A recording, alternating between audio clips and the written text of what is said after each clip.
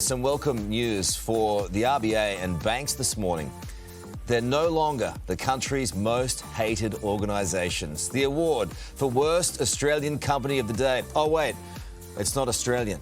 The Worst Company of the Year award goes to Uber. When the country's largest city, the most populous, is down and out with a massive train outage, its people already struggling with the burden of interest rates and cost of living pressures, Uber swings into action, offering all of their resources to get the city moving again. Just selfless stuff. Well, not quite. What does Uber do? It gouges hard-working Aussies, and not just a little bit. Trips that would normally take $38, surging to more than $500 yesterday. An Uber spokesperson rushed to allay fears, saying, if you think you've been ripped off, you can ring Uber and discuss it with them. Are they kidding themselves? It is disgusting what Uber did yesterday.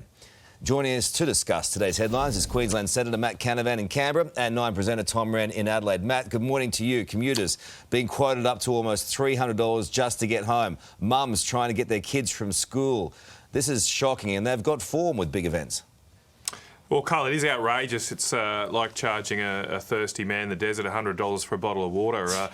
Where is the empathy here at all from these large companies? I mean, this is a huge company, Uber. They're not some little mum and dad shop down the street. They should have systems in place that allow this type of pricing not to happen in these events. And if they're not going to do that, there has to be a serious discussion about whether or not these prices should be regulated, just like taxi fares. Completely. Taxis can't do this. Taxis can't just triple, quadruple their price in these types of events. They're regulated. So how is it that Uber can get away with this while their competitors in their yellow cars have to abide by the rules? I agree with all that. Tom? Scary, isn't it, that when you go to work, Karl, you can't get home. As you say, some people don't even earn $300 for the day, so you're paying to go to work, and those that can't afford to get home, you've got kids waiting, loved ones, those that rely on you. Something has to be done. I don't know if there can be compensation or vouchers given back of some kind, but there has to be something given back to those people who are out of pocket, because you shouldn't go to work expecting to go home and not then be able to do it. It's crazy. Yeah, and aside from all the woes with the transport network in Sydney, it was something that we just didn't need. More hip pocket pain. The pressure is on Sydney trains this morning to avoid any more of that chaos that unfolded yesterday, leaving thousands of commuters stranded for hours. Let's bring in Sydney Trains Chief Executive Matthew Longland. Matt, good morning. Thanks for your time today. Yesterday was not a good afternoon for so many commuters. What on earth went wrong? Good morning, Sarah. And as you said, it was a very difficult trip home from work yesterday for many of our customers. And we certainly apologise for the impact that was created by a system issue around about 3:30, 3:45 yesterday afternoon. We had notification of a system-wide outage of our train radio system. That's a critical communications link from trains back into our rail operations centre. The system should have cut over automatically, so we wouldn't have experienced these issues. What happened was our engineers had to manually work through, identify the issue and resolve the issue. That took around an hour. So we had trains waiting at platforms for about an hour leading into the PM peak period. And as you mentioned, the delays caused by that incident flowed through into the evening and created a really difficult trip home from work for a lot of our customers. So, Matt, what you're saying basically is that the communication system in the biggest city in this country is simply not up to scratch. Sarah, we're working through the details in terms of a full investigation of the incident. So our focus has been on resetting and stabilising the system. That's now occurred, and the normal rail timetable is operating again today. The system should have cut over automatically, so we wouldn't have seen these delays yesterday. But it didn't. That will be the focus of our investigation over the coming days. And can you promise that it won't happen again this afternoon, for example, this evening? We are absolutely focused. Our engineers are on site with the system. We're working through the details at the moment. The system is stable. We worked through the night last night. We're confident that we will have a normal timetable operating today, and we will respond to any incidents as they occur to minimise disruption for customers. I guess it is important, obviously, to get to the root of the problem here, because the Transport Minister, David Elliott, is speculating that it could be a cyber attack that's behind it. I mean, is there any evidence of that?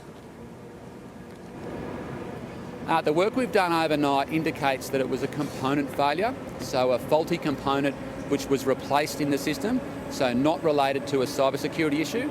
But we will work through all the details in the investigation over coming days to make sure the system is secure and operating reliably.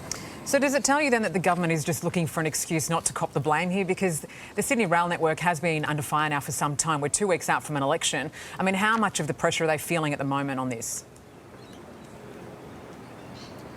Sarah, I'll let others comment on politics. Our focus has been on resolving the issue, and this was an issue that was caused by Sydney Trains. It was our system that failed yesterday. Our team have worked to resolve the issue, and we're absolutely committed to ensure it doesn't happen again. Could you benefit from a little bit extra government assistance? Look, we work very closely with the New South Wales government in terms of investment in the rail network. We'll continue doing that after the election. All right, well, let's turn to the commuters who were affected, because we know that the alternative they faced was some being charged $500 by Uber just to get home. So those who weren't able to get home in a timely fashion, will they be refunded for their fares yesterday? We know that a lot of customers needed to move to other public transport modes. The bus network particularly was very busy yesterday. The fares and the Opal network is managed by Transport for New South Wales, so that hasn't been something that's been raised with Sydney Trains at this point.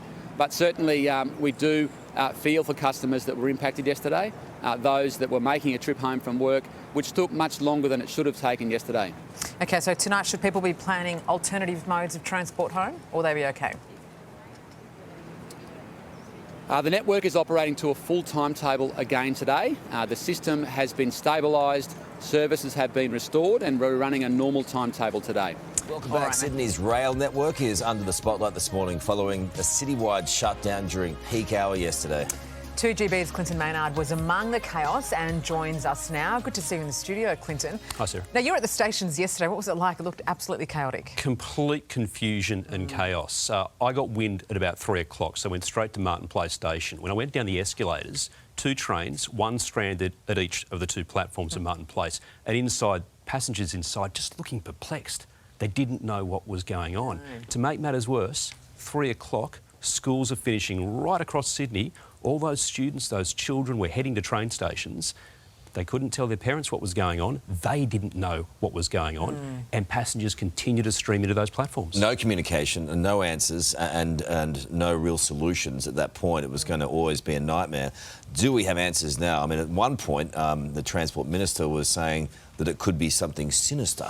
I mean, come on. I mean, this is just a joke. The word is now that there was a software upgrade of the digital communication system on the weekend and it failed. But the problem was between 3 and about 20 past 4 when the train started running again, there was really poor communication. Where I was at Martin Place, over the public address system, the staff admitted, we don't know what's happening. They actually said that. They said, we don't know when trains can start running again. And then eventually they asked passengers to leave the carriages and find alternative transport. They suggested buses, Ubers, taxis, but as we know, just looked at Wynyard Station, thousands of people pouring the buses and Ubers for $500. I mean, this is ridiculous. We're going to have plenty more to say about that during the course of the day. But was it an actual technical problem that meant the trains couldn't run, or was it a problem that meant that workers didn't want to work in that environment? The digital communication system meant that the crew on the train could not communicate with signallers and the operations centre. That's not a problem, though, is it? Well, we're told this morning, and there'll be a blitz across the airwaves in the next couple of hours, we are told for safety reasons they had to stop the trains. But it is unprecedented that the trains right across Sydney stop for 90 minutes. Well, and the thing is, it's never, I mean, the rail network in Sydney's been absolutely dogged with drama, you know, these recent times, but the timing of this particular incident is awful, just a couple of weeks out from the election. We are a little over 2 weeks in what's going to be a tight election. The Premier is trading on the fact, and to be fair to the Coalition, they've built a lot of infrastructure. They've built metro train lines, they've built motorways, but people just want to get home. And after a year of industrial chaos last year,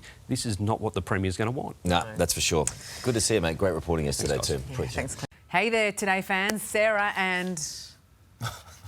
What's my name again? Oh my goodness, Karl. Hey, thanks for watching our YouTube channel, though. Subscribe now for more news, special reports and amazing Aussie stories. And Karl misbehaving, Whoa, of course. that never happens. Always happens. What's she talking about?